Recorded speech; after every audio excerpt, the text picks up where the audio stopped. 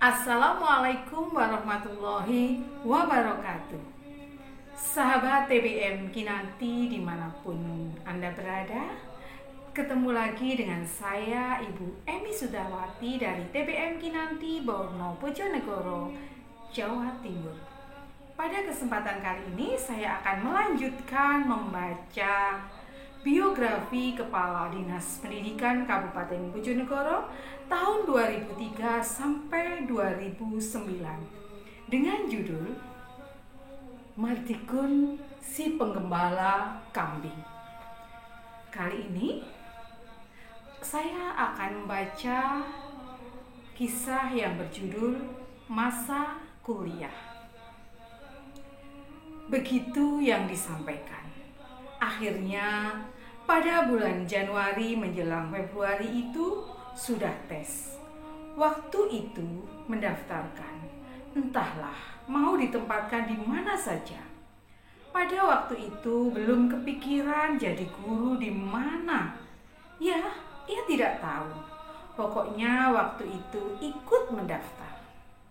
Alhamdulillah dari pendaftar jurusan tersebut telah sesuai dengan pendidikan yang selama ini cocok dengan latar belakangnya, yaitu dari SEMEA jurusan Tata Buku. Lalu mengambil jurusan Keterampilan Jasa di IKIP Surabaya atau sekarang disebut UNESA. Di mana di masing-masing perguruan tinggi di seluruh Indonesia itu akan dititipi untuk pendidikan PGSLP. Setelah mendaftar, dia tetap bekerja di pabrik anduk. Ternyata setelah tes itu, dia masih ingat betul. Setelah tes, langsung ditanya sama kakaknya yang bernama Mariam, atau biasa dipanggil Mbak Yam. Pertanyaannya tentu saja mengenai perkiraan kelulusan dari hasil tes tersebut. Mardikun waktu itu merasa bahwa jika dinilai dengan jujur, maka dia pasti bisa masuk. Karena seingatnya jawabannya itu betul semua. Tetapi kalau di belakang seleksinya itu ada permainan, ya tidak tahu lagi. Dari jurusan jasa itu ada 1.800 pendaftar. Hanya diterima 80 peserta saja. Alhamdulillah pada bulan Februari itu sudah diumumkan dan alhamdulillah Mardikun diterima. Waktu itu kuliahnya di Ketintang, sedangkan tinggalnya di Kedung Anyar dekat dengan Gedung Klinter itu. Kebetulan kakaknya yang bernama Mariam itu sudah menikah dan punya rumah di Kedung Anyar. Maka dia ikut numpang tinggal di sana. Tetapi tetap saja masih bisa bekerja. Jadi dia bilang sama yang punya perusahaan itu, apakah masih bisa bekerja sambil kuliah? Ternyata masih boleh.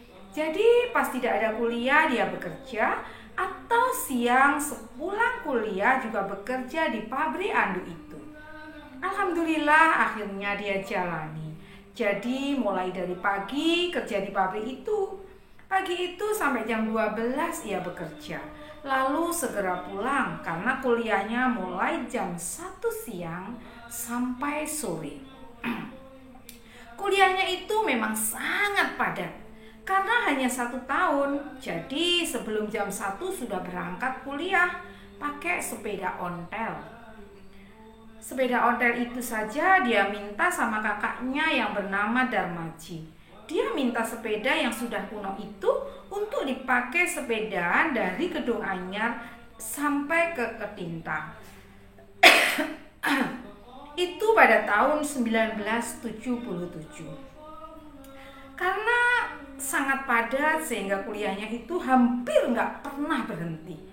Mulai siang terus sampai malam. Rata-rata pulangnya itu jam 8 malam. Tapi karena pemadatan materi hanya diberikan 1 tahun saja. terus berjalan mulai bulan April tahun 1977 dan mestinya selesainya bulan April atau Maret tahun 1978. Tetapi alhamdulillah bulan Februari 1978 sudah ujian. Jadi Februari tahun 1978 ketika selesai ujian dan langsung diumumkan. Bahkan waktu itu ya ada memang teman-temannya yang nilainya kurang, tetapi saat itu telah diumumkan selesai. Langsung pada bulan Maret juga diminta untuk menunggu berkas dan membuat berkas, baik untuk berkas permohonan, berkas ijazah, dan lain sebagainya. Pokoknya kelengkapannya banyak sekali. Terutama kelengkapan menjadi pegawai negeri itu disuruh melengkapi semuanya. Pada bulan Maret 1978 begitu selesai bersamaan juga ijazah bulan Maret atau April ya sudah selesai pemberkasannya. Setelah itu langsung diserahkan kepada Kanwil Dikdikbud. Waktu itu kantor wilayah Departemen Pendidikan dan Kebudayaan yang kantornya di Jalan Genteng Kali nomor 33 Surabaya. Sambil menunggu pengumuman pengangkatan itu. Nah, kini tiba saatnya Madikun menjadi seorang guru. Alhamdulillah waktu itu begitu bulan April sampai Mei masa menunggu, langsung bulan Mei sudah ada. Dia adalah termasuk 5 orang yang ditempatkan terlebih dahulu. Waduh, luar biasa ya. Luar biasa kagetnya. Ada 5 orang yang ditempatkan lebih dahulu.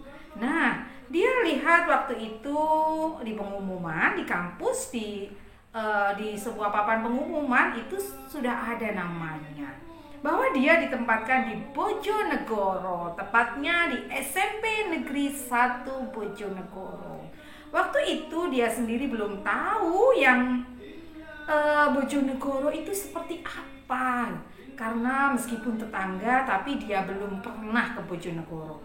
Pokoknya sama sekali saat itu dia belum tahu. Kata teman-temannya sih Bojonegoro itu ya daerah banjir. Tapi dia tersenyum saja. Ya pokoknya dilakoni dulu sajalah.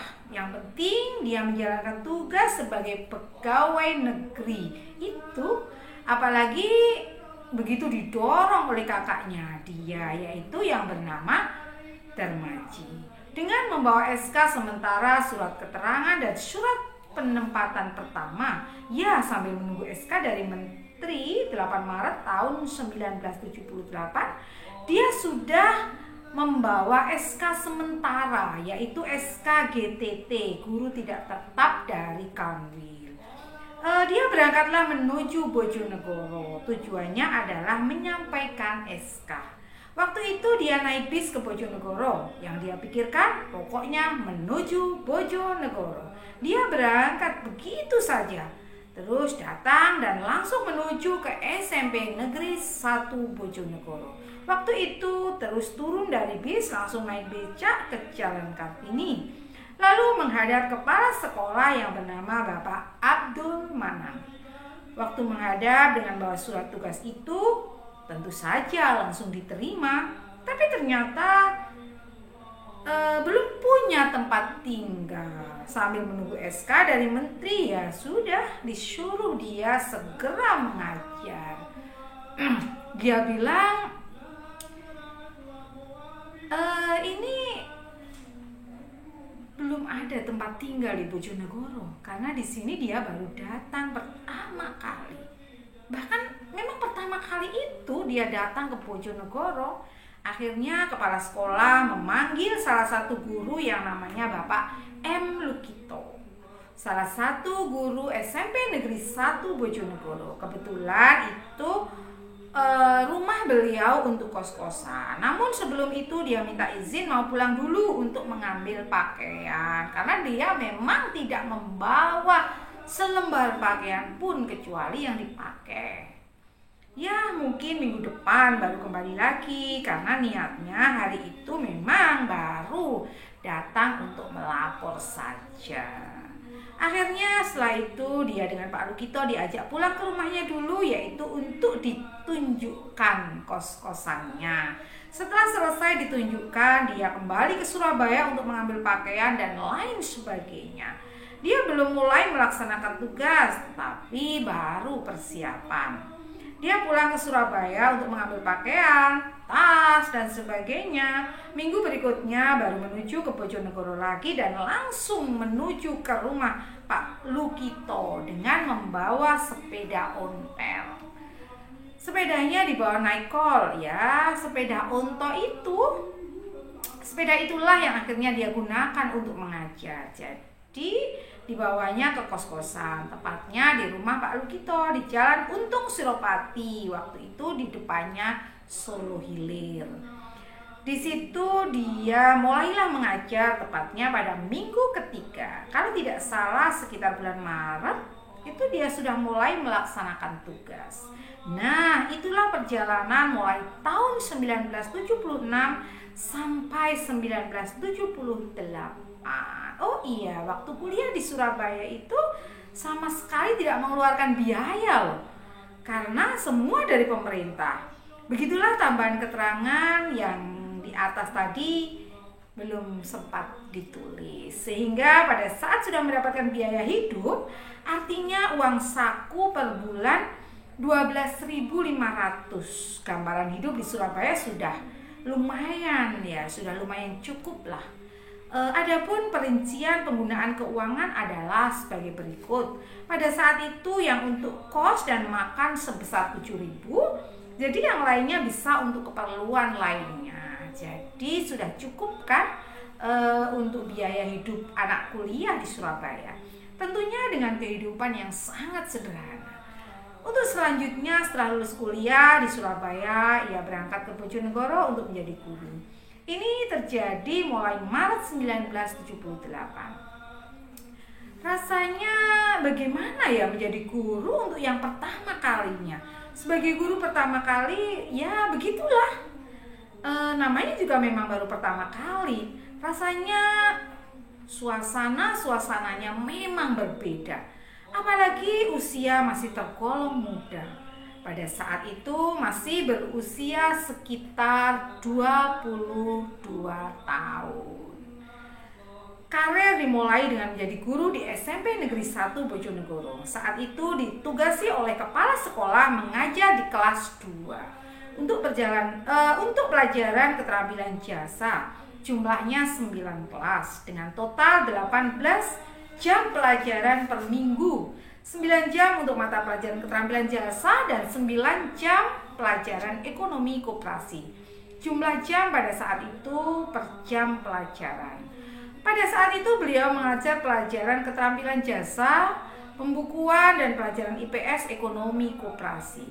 Pertama kali di kelas 2 ya, pada saat itu tepatnya adalah di Jalan Kartini. Karena SMP 1 Borno itu ada 2 lokasi, yaitu di Jalan Kartini dan di Jalan MH Tamrin. Suasana belajar mengajar saat itu memang rasanya gimana gitu. Apalagi yang namanya guru muda ya, sedangkan di hadapannya adalah murid SMP yang cukup besar. Sehingga seolah-olah jarak kurang begitu jauh, karena anak-anak dengan gurunya hanya selisih beberapa tahun saja. Guru muda yang menghadapi siswa remaja. Bagaimanapun juga yang namanya guru, maka siswa memang harus patuh dan taat kepada gurunya. Kebetulan pada saat itu beliau juga mengajar kegiatan ekstrakurikuler. Pak Mardikun ikut bersama-sama dengan anak-anak dan guru-guru muda lainnya. Mereka juga terlibat sangat senang. Dibimbing oleh guru-guru muda, bukan hanya gurunya tetapi juga anaknya. Karena kebetulan anak-anak juga sangat senang sekali dibimbing oleh guru-guru muda pada saat itu. Demikianlah kesan pertama kali menjadi guru, terutama karena saat itu beliau menjadi guru muda. Bahagia bisa langsung berhadapan dengan anak-anak, rasanya itu gimana gitu. Jadi senang sekali. Begitu bisa memberikan ilmu kepada anak-anak, bisa belajar bersama-sama, itu sangatlah luar biasa. Pembelajaran pada saat itu walaupun tidak seperti sekarang, tentunya juga tidak sebaik sekarang karena memang sudah disempurnakan dan disempurnakan sehingga lebih baik dan lebih baik lagi.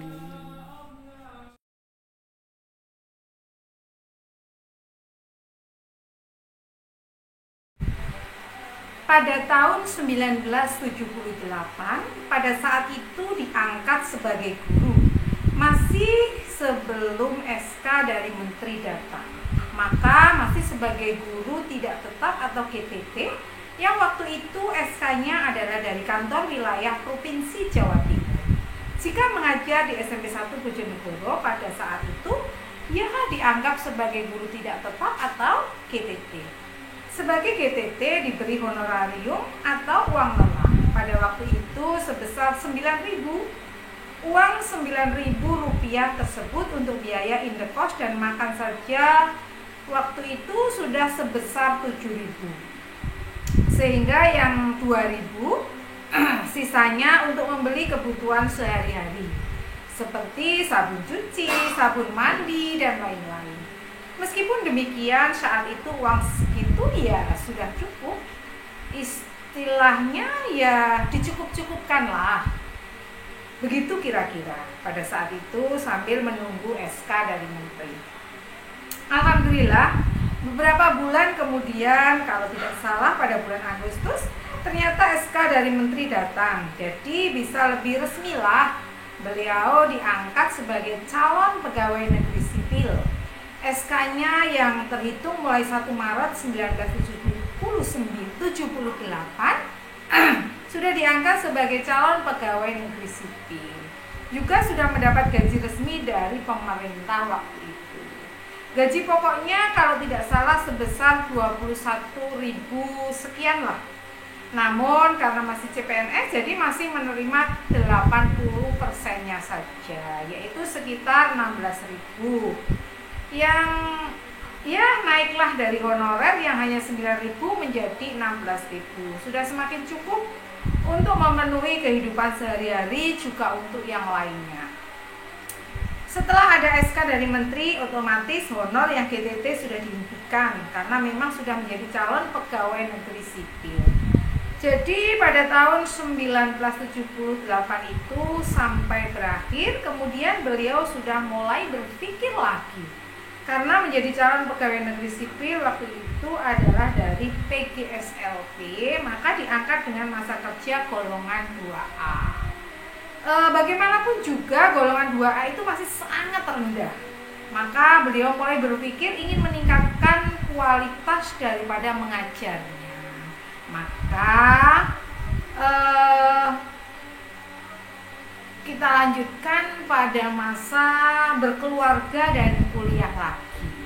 Sebenarnya ingin kuliah lagi, nah itu yang dipikirkannya. Tapi jauhlah kalau harus ke Surabaya. Alhamdulillah di Bojonegoro pada saat itu dibuka yang namanya ekonomi isi dari Surabaya, ditarik kirnya. Maka berdirilah di Bojonegoro namanya IKIP PGRI Bojonegoro. Akhirnya pada tahun 79, di samping mengajar, maka sore harinya juga kuliah lagi. Tentunya kuliah di IKIP PGRI Bojonegoro, yaitu jurusan Ekonomi Koperasi. Untuk program Sarjana Muda, jadi sejak tahun 1979 itu, beliau selain mengajar juga sambil kuliah lagi. Jurusannya masih sejalanlah dengan pelajaran waktu semea dulu. Oh iya, pada saat itu ada perpanjangan untuk masa sekolah anak-anak, yaitu ditambah 6 tahun. Ya masih ingatlah waktu itu. Jadi mesku sekolah masa itu ditambahi 6 bulan, tapi untuk kuliah masih tetap seperti biasa. Pada pertengahan tahun 1979 beliau sudah resmi diangkat menjadi PNS, tepatnya pada bulan Mei 1979. Jadi waktu 1 tahun sudah diangkat menjadi pegawai negeri sipil penuh. Karena pada tahun 78 itu baru calon pegawai negeri sipil. Berjalan 1 tahun kemudian, tepatnya 1 Mei tahun 1979 diangkat menjadi pegawai negeri sipil penuh. Alhamdulillah semua berjalan dengan lancar dan baik. Sampai tahun 80 beliau menceritakan semuanya kepada orang tua. Nah, pada tahun 80 itulah beliau sudah secara pribadi sering ditanya oleh ibu dan bapaknya. Sejak tahun 80-an awal 80-an sudah ibunya itu melihat anak laki-lakinya besar dan sudah cukuplah usianya untuk menikah. Tapi bapaknya selalu berpesan bahwa derajat, pangkat, jodoh, rezeki, dan pati itu sudah ada yang mengatur. Jadi tidak usah terlalu resah. Yang penting selalu berdoa dan mendekatkan diri kepada Yang Maha Kuasa. Beliau sangat percaya itu. Kalau memang sudah bertemu jodohnya pasti akan menikah juga. Nah, akhirnya pada tahun 80 itu juga beliau bertemu dengan jodohnya, orang Bojonegoro juga, mantan siswa SMPN 1 Bojonegoro. Tapi kebetulan waktu itu tidak diajar, tapi diajar oleh guru lain. Lalu masa itu beliau berencana untuk menikahi mantan muridnya itu. Akhirnya bapak, ibu, dan keluarga sana juga setuju. Ya sudahlah, ketemu jodoh, langsung menikah dengan seorang putri yang bernama Susilowati. Susilowati adalah putri seorang polisi yang seorang pamen polisi di Bojonegoro. Namanya adalah Bapak Letnan Kolonel Sudirman. Tepatnya tanggal 24 Oktober tahun 80 beliau menikah dengan Susilowati. Di situ pernikahannya pada tahun 80-an terus berjalan sambil mengajar di SMP 1 Bojonegoro. Alhamdulillah juga sejak menikah itulah beliau banyak tawaran mengajar di tempat-tempat lain, termasuk mengajar di SMP Nusantara Bojonegoro, SMP Dharma Bakti Bojonegoro, juga di Semea PGRI Bojonegoro. Jadi kalau sore hari mengajar di sekolah swasta, sedangkan kalau pagi hari mengajar di negeri. Kalau sore mengajar di SMP Nusantara, SMP Dharma Bakti, dan Semea PGRI Bojonegoro, terus sambil kuliah juga. Maka memang harus bisa mengatur waktu, jadi luar biasa padatnya waktu itu. Sehingga kadang-kadang berangkat mengajar dinas pagi itu mulai jam 6 pagi, pulangnya sampai jam 8 malam. Hal itu sudah biasa dulu. Akhirnya sambil belajar, sambil ngajar kesana kemari dan termasuk kuliah juga. Maka begitu tahun 1982 menempuh ujian saat kuliah itu, waktu sarjana muda juga ada yang namanya skripsi. Pada saat itu, saat sarjana muda itu juga sudah ada skripsi. Alhamdulillah dia lulus, tapi dulu sarjana muda ekonomi koperasi. Waktu itu gelarnya adalah BA.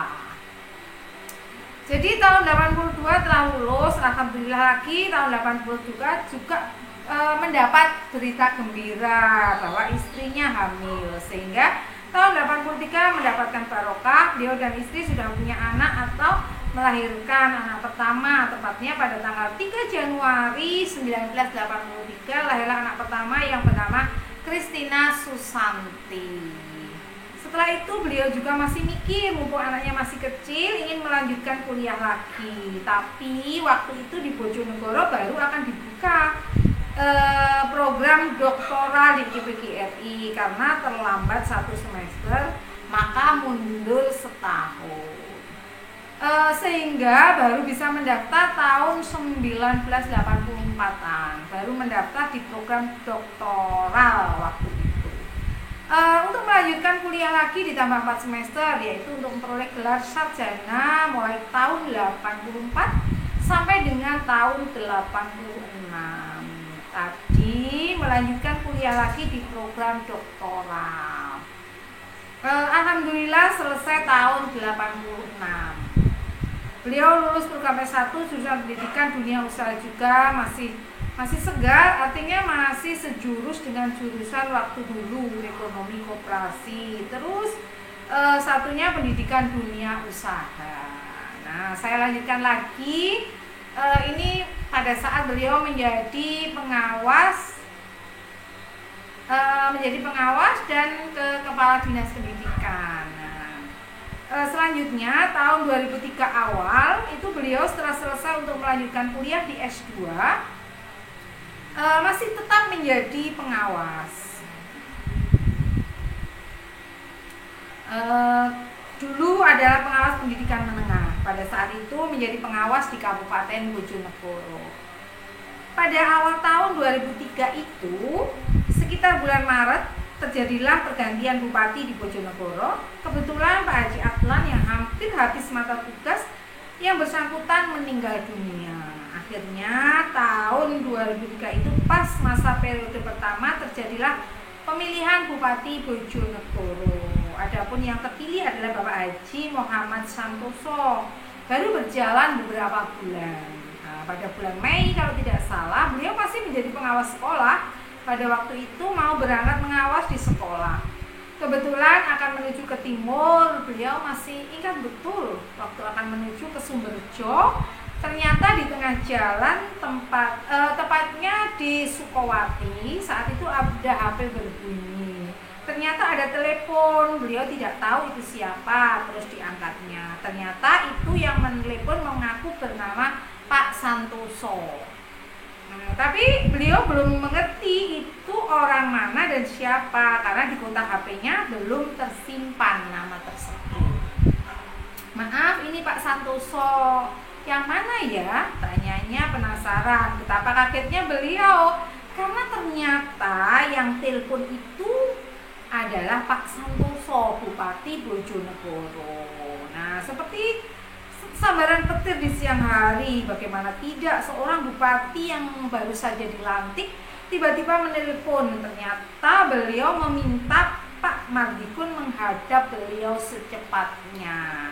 Akhirnya tidak jadi berangkat ke Sumberjo, tetapi langsung menuju ke kantor Pak Santoso, yaitu di kantor bupati. Setelah sampai sana, Pak Mardikun langsung ditemui oleh beliau. Ternyata Bapak Bupati mau melakukan wawancara, maka langsung meminta beliau ke ruang sebelahnya, yaitu ruangan kantor bupati. Pertama perkenalan, walaupun beliau bupati, namun secara personal memang belum pernah bertemu langsung dengan Pak Santoso, menanyakan tentang diri Pak Mardikun, keluarga, pendidikan, sampai pada pekerjaannya. Sebagai pengawas sekolah, beliau sudah lulus pendidikan S2, lalu beliau diminta untuk membantu pekerjaan bupati di dinas pendidikan. Menurut Pak Mardikun, selama ini beliau sudah membantu di dinas pendidikan, yaitu sebagai pengawas sekolah. Namun, ternyata bukan itu yang dimaksud Pak Bupati. Beliau meminta Pak Mardikun memimpin dinas pendidikan, yaitu sebagai Kepala Dinas Pendidikan Kabupaten Bojonegoro. Kalau memang Bapak mempercayai, saya bersedia, jawab Pak Mardikun waktu itu. Setelah itu langsung diminta menghadap Bapak Sekda, lalu diwawancara lagi dengan beliau. Alhamdulillah semua berjalan dengan lancar tanpa penghalang. Selesai itu langsung kembali menjalankan tugasnya sebagai pengawas sekolah, yaitu mengawasi ke salah satu sekolah di Sumberjo. Waktu itu agak telat karena kejadian di atas tadi. Padahal selama menjadi guru, kepala sekolah maupun pengawas, beliau sama sekali belum pernah terlambat. Itulah mulai sekitar bulan April itu diproses. Lalu bulan Juli mulai dipanggil lagi untuk melengkapi berkas-berkas dan lain sebagainya. Karena itu harus mendapat persetujuan dari Gubernur Jawa Timur dan lain sebagainya. Ternyata waktu awal Agustus itu sudah mendapat persetujuan karena sudah disetujui oleh Gubernur menjadi Kepala Dinas Pendidikan. Akhirnya pada tanggal 23 Agustus 2003 beliau dilantik menjadi Kepala Dinas Pendidikan Kabupaten Bojonegoro. Nah, sejak saat itulah beliau menjabat. Pada tahun 2003, tepatnya di bulan Agustus Agustus Pak Matikun sudah resmi menjadi Kepala Dinas Pendidikan Kabupaten Bojonegoro. Saat itu urusannya adalah meliputi pendidikan mulai dari PAUD, TK, SD, SMP, SMA, dan SMK. Semua itu adalah menjadi bidang pembinaan beliau karena tanggung jawabnya untuk urusan pendidikan. Sejak diangkat menjadi Kepala Dinas Pendidikan itu, beliau melaksanakan tugas dengan penuh tanggung jawab dan gembira.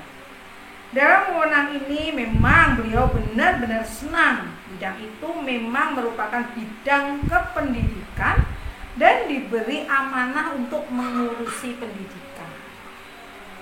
Karena dilandasi rasa senang itulah, maka beliau bertekad ingin membawa pendidikan di Bojonegoro ini lebih baik ke depan. Beliau berharap bahwa di Bojonegoro ini bisa melayani guru-guru dengan baik. Maka di awal jabatan itu akan dilaksanakan seleksi guru dan kepala sekolah secara transparan.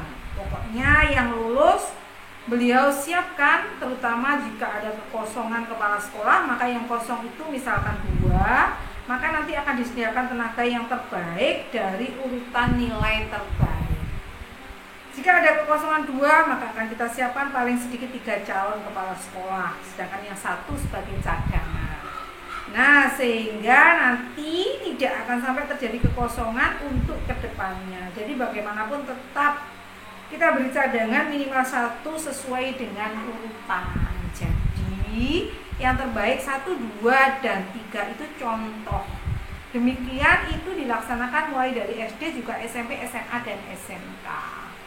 Semua yang nantinya akan menjadi kepala sekolah harus mengikuti seleksi itu secara transparan. Semua itu sejak tahun 2003 sudah dimulai. Namun perbaikannya ya secara perlahan-lahan. Tetapi pada awal-awal memang ya agak berat, namanya juga sosialisasi awal. Memang banyak yang menganggap aneh, tapi beliau tetap melaksanakan karena itu adalah untuk kebaikan semua, yaitu untuk kebaikan kita bersama di dunia pendidikan, khususnya di Bojonegoro.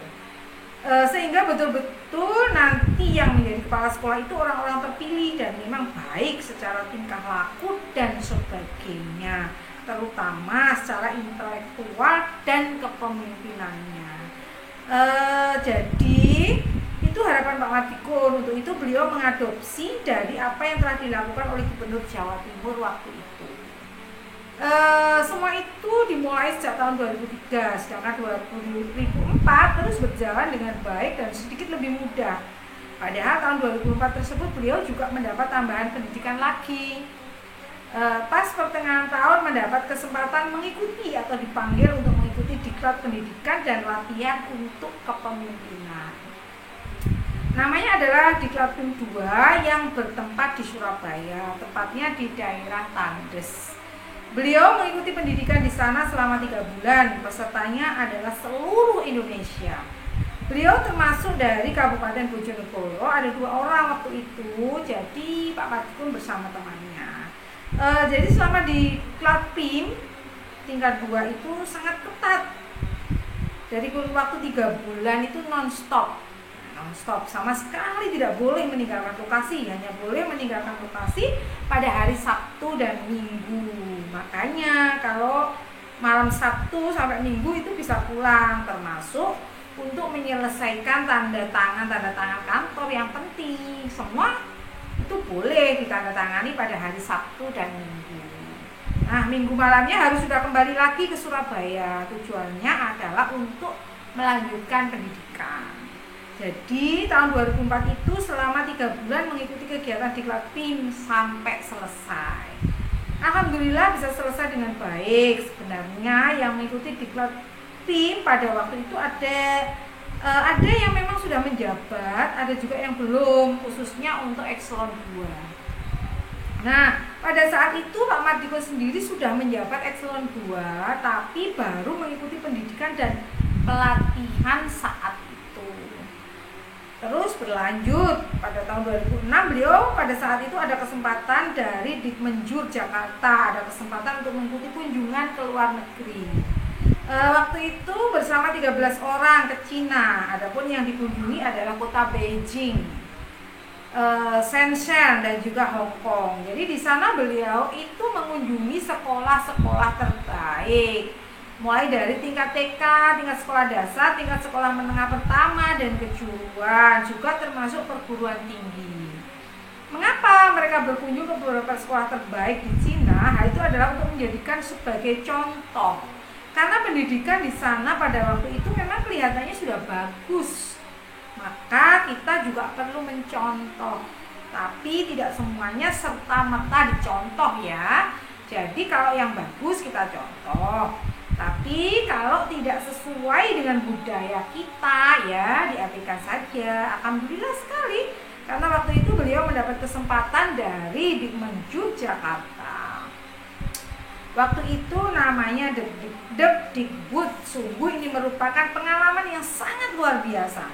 Karena dapat pengalaman berkunjung ke Cina itu. Setelah tahun 2006 beliau pulang dari Cina, langsung disampaikan hal itu kepada Bupati Bojonegoro. Bapak Bupati Santoso sangat mengapresiasi hasil studi banding tersebut. Beliau lalu bertanya, apakah ada yang bisa diaplikasikan untuk meningkatkan mutu pendidikan ke depan untuk Bojonegoro? Akhirnya Pak Mardikun membuat proposal sebagai gambaran sekolah percontohan yang bagus di Bojonegoro. Dari hasil paparan beliau, lalu Bupati menyetujui, Pak Santoso setuju agar di Bojonegoro segera dibuat sekolah dengan konsep semacam itu. Mulai tahun 2007, Pak Mardikun membuat konsep untuk sekolah model. Akhirnya dibuatlah perencanaan sekolah satu kompleks secara terpadu, yaitu mulai TK, SD, SMP, dan SMA dalam satu kompleks. Waktu itu dibangun atas izin Bupati Bojonegoro. Kebetulan dari Jakarta katanya ada bantuan dana untuk pembangunan sekolah. Tetapi semuanya batal karena dari Jakarta itu direkturnya gonta-ganti, maka tidak jadi ada bantuan dari pusat. Kemudian waktu itu Bupati memutuskan untuk membangun sekolah tersebut dengan biaya sendiri. Alhamdulillah Bapak Santoso mengusahakan tetap membangun sekolah tersebut dari biaya aktivitas sendiri, sehingga waktu itu dibiayai oleh APBD. Nah, kemudian langsung dimulai pembangunan sekolah model terpadu waktu itu, yaitu tahun 2006. Nah, setelah beliau berkunjung ke Cina pada tahun 2007, alhamdulillah Pak Mardikun ada kesempatan bisa menjalankan ibadah umroh dengan istri dan anaknya yang bernama Anis. Nah, pada waktu sedang umroh di Tanah Suci, ya masih posisi umroh itu, beliau mendapat kabar dari direktur di Yogyakarta bahwa bahwa akan ada program lagi ke India. Jadi, Pak Mardikun menyampaikan bahwa beliau masih di Tanah Suci untuk melaksanakan ibadah umroh, akan pulang besok hari Minggu. Alhamdulillah ternyata masih nutut. Jadi panitia meminta kalau nanti setelah pulang dari Tanah Suci supaya segera diurus. Maka beliau pun akan ikut berangkat ke India. Jadi alhamdulillah tahun 2007 ada kesempatan juga setelah Jumat pulang umroh, hari Sabtu kembali ke Jakarta, sedangkan hari Minggunya berangkat lagi ke India. Pokoknya 2007 itu beliau tanggalnya lupa, tapi beliau berangkat ke India dengan beberapa teman-teman di penjuru. Waktu itu ada kira-kira 15 orang se-Indonesia. Beliau berangkat ke India untuk mengunjungi 3 kota, yaitu kota yang pertama adalah Bombay. Kemudian jadi dulu itu namanya Bombay, lalu diganti Mumbai. Memang itu betul di sana banyak sekali bawang bombaynya. Entah kenapa kok diganti Mumbai. Memang di sana itu benar-benar penghasil bawang bombay yang luar biasa. Kebetulan beliau pas lewat itu di tepi jalan-jalan pasti melihat tumpukan bawang bombay. Ternyata bawang bombay itu luar biasa banyaknya. Apalagi dari situlah beliau baru tahu kalau ternyata bawang bombay itu juga banyak manfaatnya untuk kesehatan. Ini ya. Setiap makan di restoran itu selalu disediakan irisan bawang bombay sama cuka. Jadi semua orang di sana itu ternyata ada mengatakan bahwa bawang bombay itu untuk menetralkan kolesterol. Makanya sebelum makan itu harus makan dulu yang namanya bawang bombay iris. Jadi ya bawang bombay yang ditutul sama cuka itu. Maka setiap beliau berkunjung ke restoran pasti disediakan lalapan itu sebelum makan. Pokoknya harus lalap bawang bombay dengan cuka dulu. Nah, setelah bercerita tentang pengalaman beliau di Mumbai, kemudian terus berkunjung ke beberapa perguruan tinggi.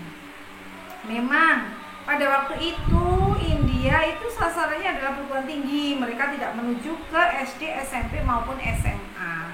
Jadi langsung ke perguruan tinggi dan lembaga-lembaga yang terkait, termasuk industri-industri kecil. Setelah itu panitia membawa mereka berkunjung ke Chennai. Dari sana langsung ke beberapa industri lainnya. Ada 3 kota industri yang maju. Waktunya adalah kurang lebih 10 hari, sama waktunya dengan berkunjung ke Cina dulu, juga 10 hari. Sepulang dari sana langsung pulang, namun sebelumnya transit dulu ke Thailand. Setelah transit sebentar di Thailand, langsung kembali ke Indonesia. Pada tahun 2007 tersebut, sepulang dari India langsung bisa mengadopsi terutama lembaga-lembaga yang nantinya bisa menampung lulusan dari anak-anak SMK. Namun karena waktu itu merupakan wilayah dikti, maka Dinas Pendidikan hanya konsultasi saja karena memang itu bukan wilayahnya. Sedangkan wilayah Dinas Pendidikan waktu itu adalah hanya sampai SMA. Jadi di sana diberi gambaran untuk lembaga-lembaga perguruan tinggi. Waktu itu memang mereka ke sana untuk studi banding dan menambah pengetahuan saja. Pada tahun 2008, kebetulan pada saat itu adalah akhir tahun ya, pas terjadi pergantian bupati dan wakil bupati secara langsung. Nah, waktu itu Bojonegoro terjadi pemilihan. Pak Santoso juga ikut, namun tidak jadi. Yang jadi bupati adalah Bapak Suyoto. Walaupun Pak Santoso baru menjabat 1 kali, sudah tidak jadi lagi pada waktu itu bersamaan dengan peristiwa luar biasa, yaitu pada akhir Desember 2007 terjadi banjir besar. Mulai tahun 2007 sampai 2008 masih banjir sebenarnya. Sebenarnya bupatinya yang lama masih menjabat, tapi karena tidak jadi, sedangkan penggantian belum dilantik, maka masa jabatannya baru berakhir sampai habisnya bulan Maret. Karena yang baru juga belum bisa melaksanakan tugas, sedangkan bupati lama sudah tidak terpilih, maka agak repot juga menangani banjir besar itu. Bupatinya yang baru akan dilantik bulan Maret 2008. Nah, pada tahun 2008 itu beliau masih tetap menjadi kepala dinas, meskipun ada pergantian bupati. Ketika Pak Susoerto menjabat bupati, sedang Pak Madikun juga masih menjadi kepala dinas, ternyata waktu itu tanggal 1 Juni 2009, 1 Januari 2009 Pak Madikun ditinggalkan oleh ibunda tercinta. Tepatnya tanggal 1 Januari 2009 itu Ibu Haji Apiah meninggal dunia. Mungkin semua itu sudah takdir, beliau sudah ditinggal oleh bapak maupun ibunya.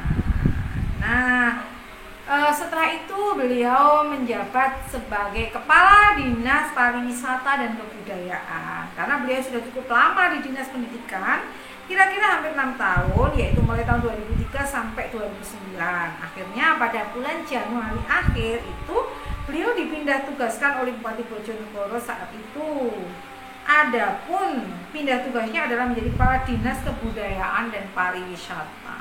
Pada tahun 2009 itu beliau bertugas di Dinas Kebudayaan dan Pariwisata. Dari Dinas Kebudayaan dan Pariwisata hanya berjalan 1 tahun, kemudian ditarik lagi pada tahun 2010 ke pemerintah Kabupaten Bojonegoro. Jadi waktu itu beliau dipindahkan menjadi staf ahli bupati bidang sumber daya manusia atau SDM. Jadi masuk ke staf ahli untuk bidang SDM itu tahun 2010 awal. Kemudian setelah itu beliau diangkat menjadi asisten 3 bupati, ya, hanya berjalan 1 tahun di staf ahli bidang SDM.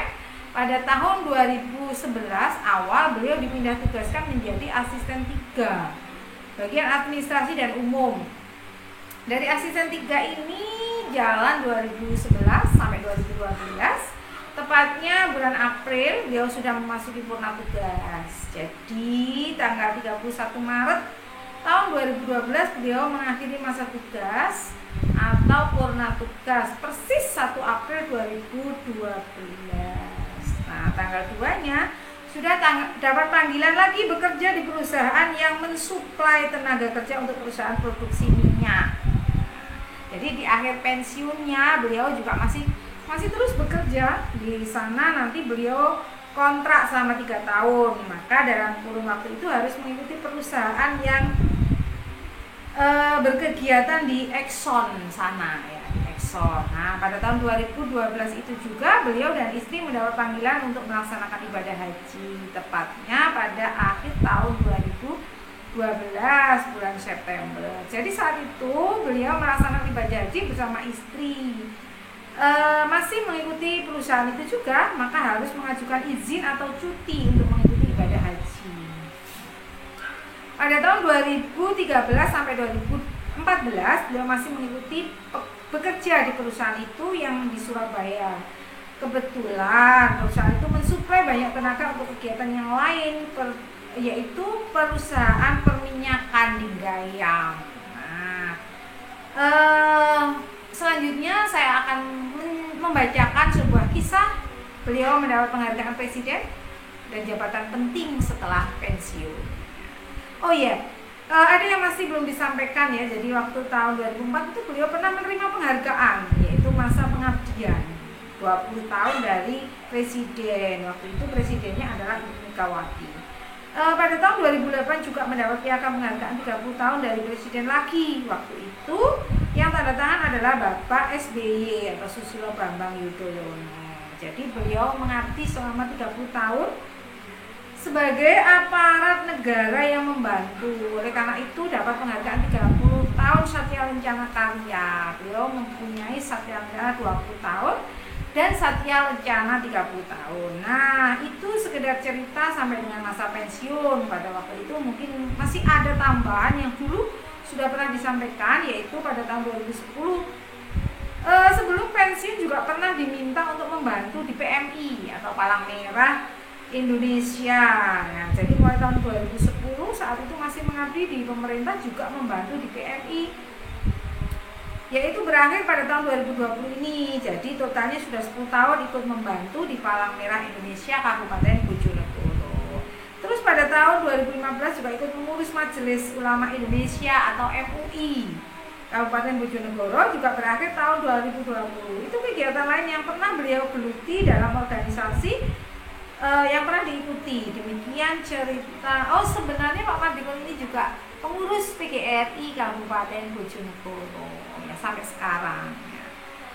Mudah-mudahan bisa membawa manfaat dan menginspirasi bagi kita generasi muda bahwa kesuksesan itu tidak bisa diperoleh dengan mudah, seperti membalik telapak tangan, tapi harus dengan perjuangan yang mungkin berdarah-darah yang untuk mencapai tersebut. Bahwa untuk meraih sukses itu tidak mudah, semua butuh usaha, kerja keras, dan tentunya doa yang tulus.